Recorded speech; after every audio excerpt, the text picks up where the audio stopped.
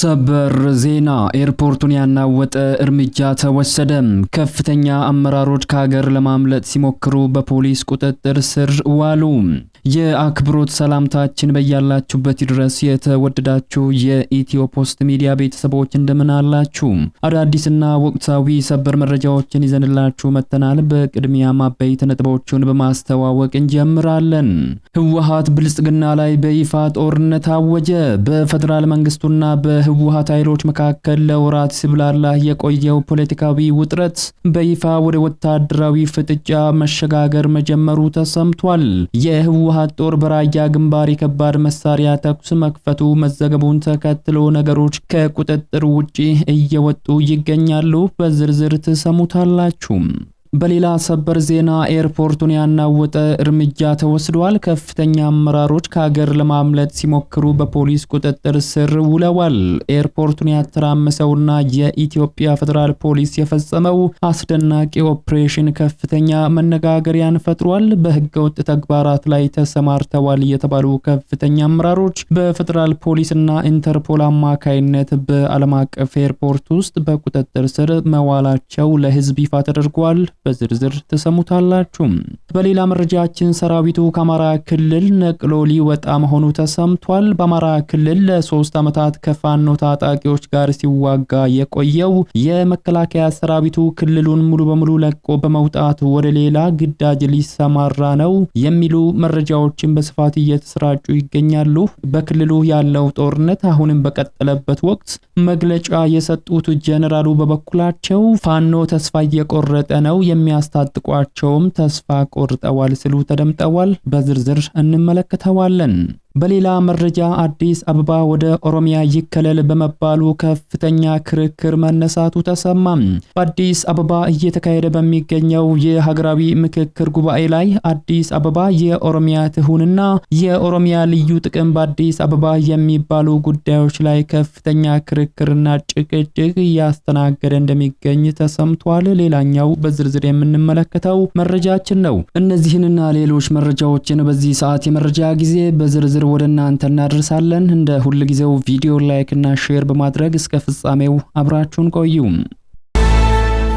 በመጀመሪያም አዲስ አበባ ወደ ኦሮሚያ ይከለል በመባሉ ከፍተኛ ክርክር መነሳቱ ተሰማ። በአዲስ አበባ እየተካሄደ በሚገኘው የሀገራዊ ምክክር ጉባኤ ላይ አዲስ አበባ የኦሮሚያ አካል ትሁንና የኦሮሚያ ልዩ ጥቅም በአዲስ አበባ የሚባሉ ጉዳዮች ላይ ከፍተኛ ክርክርና ጭቅጭቅ እያስተናገደ እንደሚገኝ ተሰምቷል።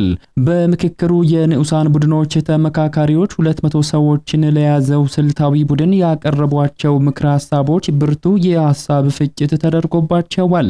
በ10 እና 50 ሰዎች የተደራጁ ተሳታፊዎች በንዑሳን ቡድኖች ሲመክሩባቸው ስለ አዲስ አበባ ጉዳይ ኦሮሚያ ከአዲስ አበባ ልዩ ተጠቃሚ መሆን አለባት፣ የኦሮሚያ ልዩ ጥቅም የሚለው መቅረት አለበት፣ የነህ የሚለው ቀርቶ አዲስ አበባ የሁሉም ብሔረሰቦች ሆና ትቀጥል በሚሉ ሐሳቦች ላይ ተሳታፊዎች አከራካሪ ሐሳቦችን ሰንዝረዋል። አንድ ተመካካሪ እንደገለጹት ለኦሮሚያ ከአዲስ አበባ ልዩ ጥቅም አይገባትም የሚል ሐሳብ በቡድናቸው መነሳቱን ገልጸው ሐሳቡ በሰነዱ ይካተት ሲሉ አሳስበዋል።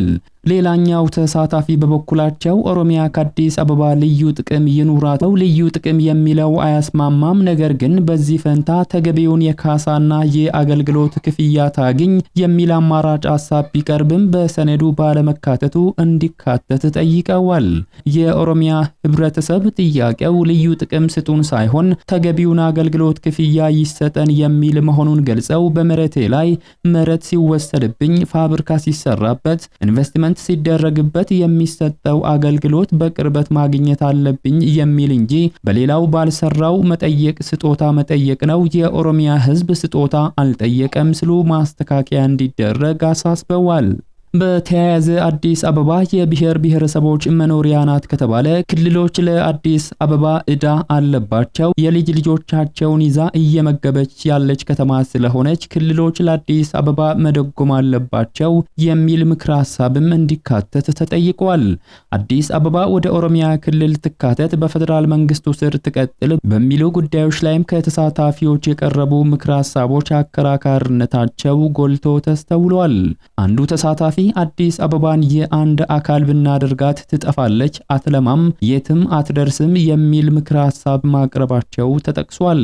አዲስ አበባ በኦሮሚያ ክልል ስር ከሆነች የብሔር ብሔረሰቦች ስጋት አለብን፣ የሀገረ መንግስት ግንባታ ላይ እንቅፋት ይሆናል የሚል ሐሳብም ቀርቦ አከራክሯል። ወደ ቀጣዩ መረጃችን ስንሻገር ህወሓት ብልጽግና ላይ በይፋ ጦርነት አወጀ። በፌደራል መንግስቱና በህወሓት ኃይሎች መካከል ለወራት ሲብላላ የቆየው የፖለቲካ ውጥረት በይፋ ወደ ወታደራዊ ፍጥጫ መሸጋገር መጀመሩ ተሰምቷል። የህወሓት ጦር በራያ ግንባር የከባድ መሳሪያ ተኩስ መክፈቱ መዘገቡን ተከትሎ ነገሮች ከቁጥጥር ውጪ እየወጡ ይገኛሉ። በትላንትናው ዕለት የጀርመን ድምጽ DW እንደዘገበው የህወሓት ጄኔራሎች ጦራቸውን ወደ ራያ ቆቦ አቅጣጫ ካንቀሳቀሱ በኋላ የከባድ መሳሪያና የሞርታር ተኩስ በይፋ ተከፍቷል። አላማጣ አቅራቢያ በሚገኙ አካባቢዎች በተለይም ጮቢ በሚባል ቦታ ብቻ የከባድ መሳሪያዎች ተደጋግመው መተኮሳቸው መዘገባችን አይዘነጋም። በዛሬው ዕለት ደግሞ የትግራይ ህዝብ ህልውና የሚረጋገጠው በብልጽግና አገዛዝ መቃብር ላይ ነው ያለው ህወሓት ብልጽግና ላይ በይፋ ጦርነት አውጇል። የህወሓት ከፍተኛ ኃላፊዎች በአደባባይ የጦርነት አዋጅም ጀምረዋል። በትግራይ እንደ ህዝብ ከቶ አንጠፋም በሚል መሪ ቃል እየተካሄደ በሚገኘው ስብሰባ ላይ ንግግር ያደረጉት የህወሓት ምክትል ሊቀመንበር አቶ አማኑኤል አሰፋ የአብይ አህመድን አገዛዝ ጄኖሳይዳዊ ሲሉ በአንደበታቸው ፈርጀውታል። አቶ አማኑኤል አሰፋ አክለውም ያለምንም ማመንታት የትግራይ ህዝብ ህልውና የሚረጋገጠው በብልጽግና አገዛዝ መቃብር ላይ ብቻ ነው በማለት በይፋ ጦርነት አውጀዋል። የፕሪቶሪያው የሰላም ስምምነት ሙሉ በሙሉ እንደመከነና አገዛዙ የትግራይን ህዝብ አንገት ለማስደፋት ኢኮኖሚያዊ ጫና አድርጎበታል ያሉት ኃላፊው አሁን ያለው ብቸኛ አማራጭ አምባገነን ያሉትን ስርዓት በኃይል መደምሰስ ብቻ እንደሆነ በአደባባይ አብስረዋል። ከትግራይ የሚሰሙትን የጦርነት ነጋሪቶችን ተከትሎ የፌደራል መንግስቱ ዝምታውን ሰብሯል። በመንግስት የሚመሩ መገናኛ ብዙሃን እንደዘገቡት ከሆነ የፌደራል መንግስቱ ህገ ወጥ ስል የጠራውን የህወሓትን ቡድን በታሪኩ ችግሮችን በውይይት ፈቶ እንደማያውቅ ከቀደምት መስራቾቹ ጀምሮ የተሻለ ሐሳብ ያነሱትን በሰይፍና በጥይት እየደመሰሰ አሁን ደግሞ የትግራይን ህዝብ እንደገና ወደ ደም አፋሳሽ ጦርነት በግድ እየከተተ ስለመሆኑ ገልጿል።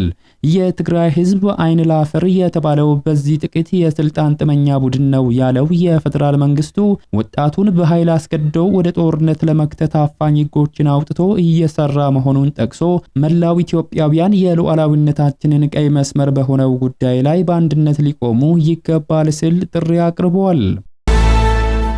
ወደ ሌላኛው መረጃችን ስናመራ ሰራዊቱ ከአማራ ክልል ነቅሎ ሊወጣ መሆኑ ተሰማ። በአማራ ክልል ለ3 ዓመታት ከፋኖ ታጣቂዎች ጋር ሲዋጋ የቆየው የመከላከያ ሰራዊት ክልሉን ሙሉ በሙሉ ለቆ በመውጣት ወደ ሌላ ግዳጅ ሊሰማራ መሆኑን የተመለከቱ መረጃዎች በየማህበራዊ ሚዲያዎች በስፋት እየተሰራጨ ይገኛል።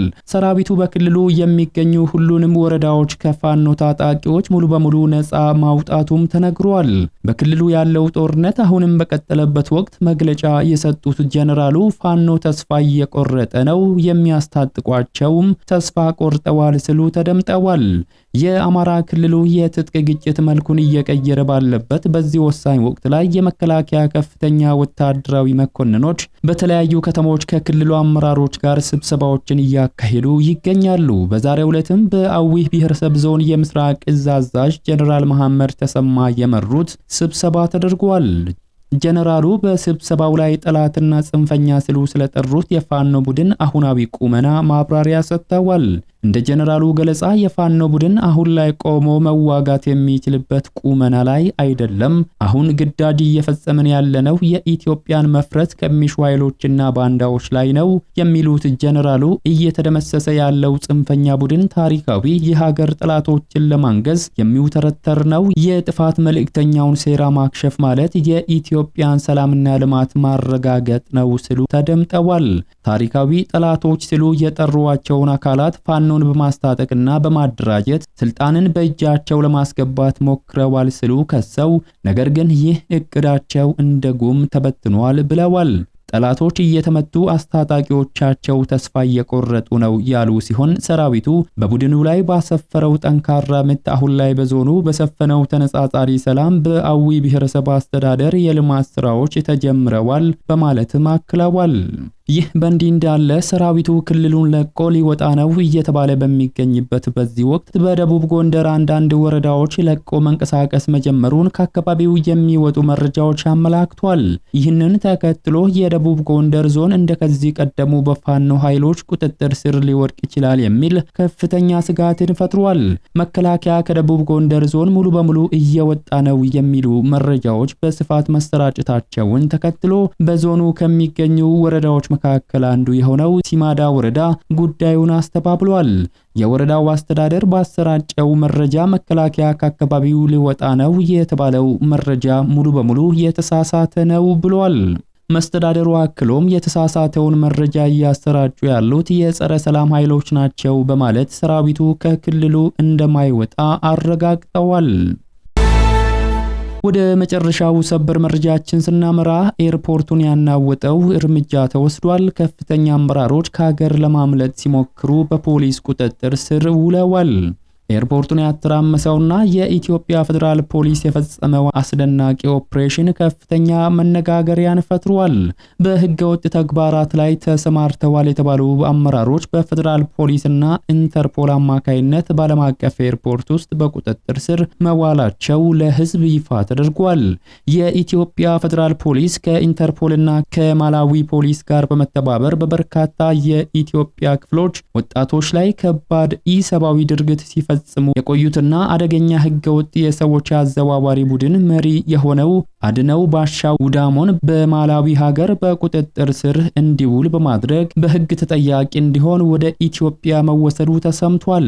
አድነው ባሻው የተባለው የሰዎች አዘዋዋሪ ቡድኖች መሪ በቁጥጥር ስር ሊውል የቻለው ከግብረ አበሮቹ ጋር በመሆን ከማዕከላዊ ኢትዮጵያ ክልል በተለይም ከሀዲያና ከከምባታ ዞኖች በርካታ ወጣቶችን ህይወት እንደሚያሻሽል በመሐላና በአጉል ተስፋ በማታለል በህገወጥ መንገድ ወደ ደቡብ አፍሪካ ሲያዘዋውር መቆየቱን ፖሊስ በሰውና በሰነድ ማስረጃ አረጋግጧል። ተጠርጣሪው ከእያንዳንዱ ተጓዥ ከ600,000 እስከ 800,000 ብር የሚጠይቅ ሲሆን በቅድመ ክፍያ ኢትዮጵያ ውስጥ 100,000 ብርና ከዚህ በላይ ሲቀበል መቆየቱን የምርመራ ዘገባው አመላክቷል።